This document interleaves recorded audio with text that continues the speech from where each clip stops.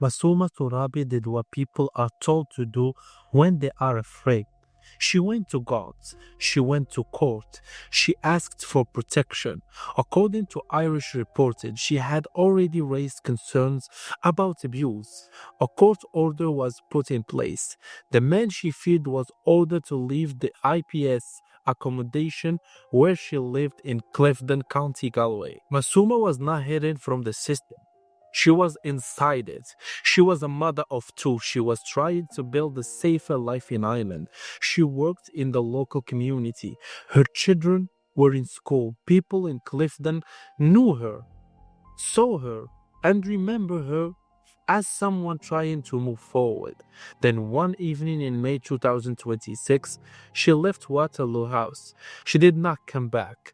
The next morning, guards were called after a man arrived at the accommodation center, injured and covered in blood. Soon after, Masuma's body was found near Waterloo Bridge. The man later charged with her murder was Ali Sohrabi. But before any trial could happen, he died in custody prison.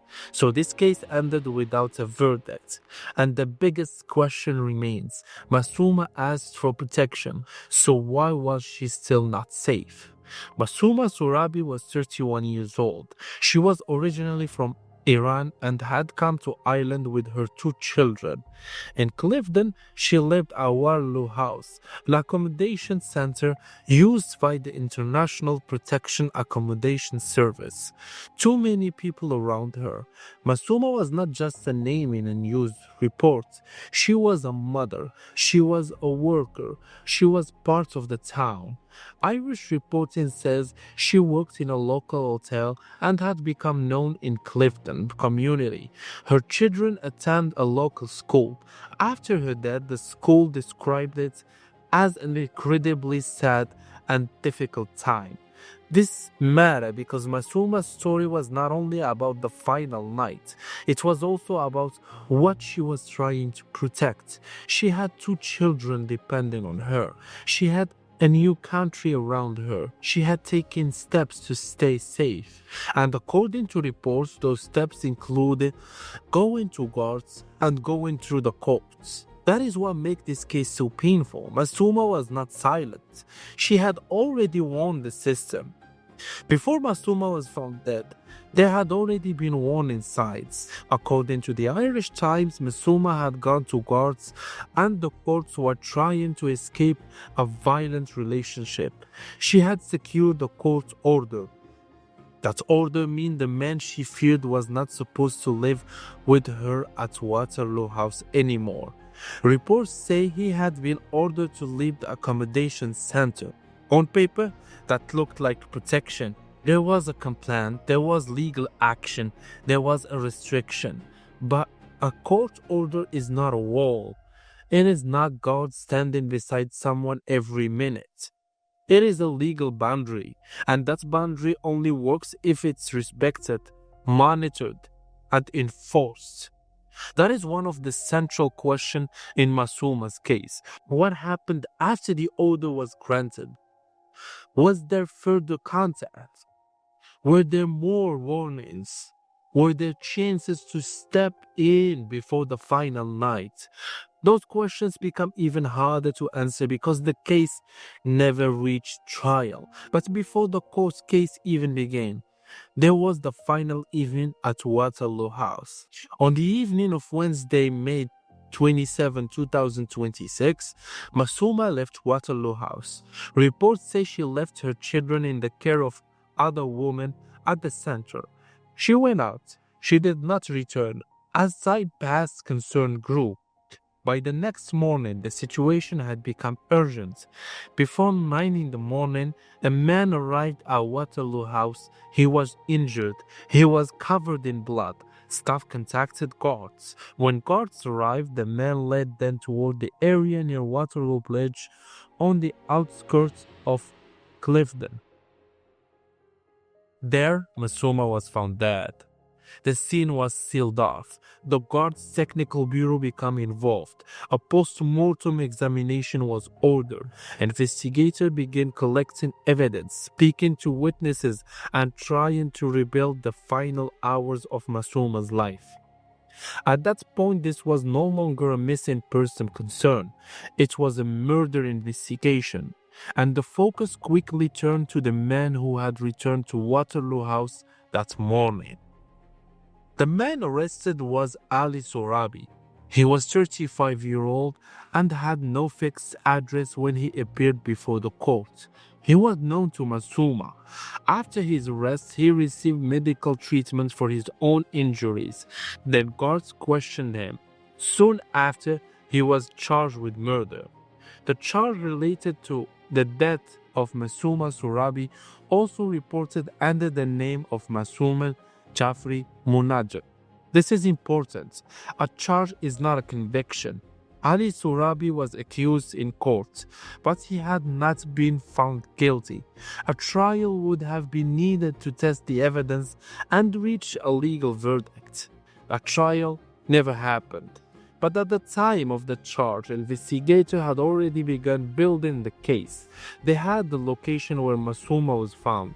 They had the events at Waterloo House. They had witness accounts. They had the previous court order. They had the suspect's condition when he arrived back at the center. And they had the question that tied everything together. Did the early warning connect to what happened that night? Some cases are strange because nobody knows who the suspect is. This case was different. A man was arrested quickly. A man was charged. The investigation had a clear legal direction. But the case was still full of unanswered details. Why did Masuma leave Waterloo House that evening? What exactly happened between the time she left and the moment her body was found? Was there contact before the final meeting? Was the protection order breached? Were authorities aware of any new risk before the attack? They are the kind of question a trial usually explores. Witnesses testify. Forensic evidence is explained.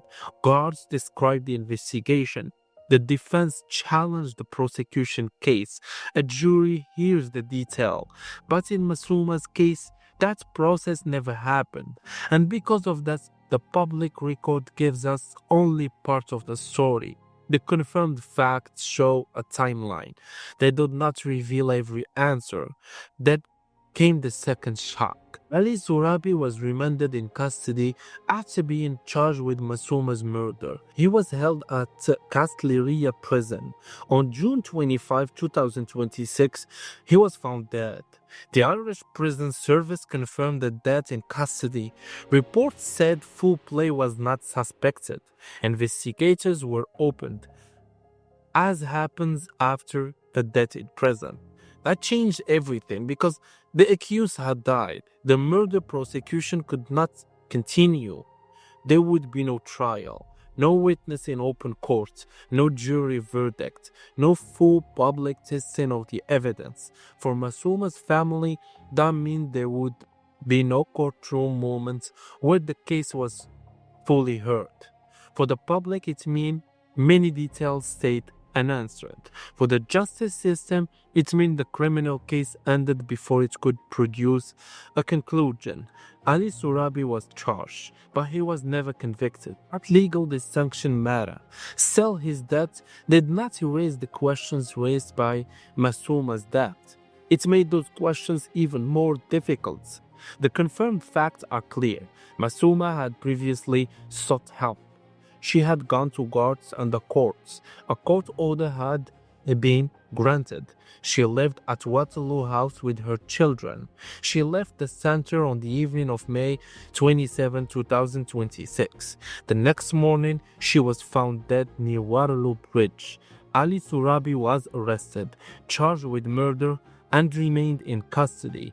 Before trial, He died in prison. Those are the public facts. One possible theory is that this case shows the gap between legal protection and real-world safety. This theory does not prove that one person or one agency or one decision failed. It does not prove that guards ignored Masuma. It does not prove that the courts failed to act. In fact, the public records show the opposite in one way. Masuma did reach the system, and the system did take legal action. But the theory is this: protection order can show that danger has been recognized, but recognizing a danger is not the same as controlling it.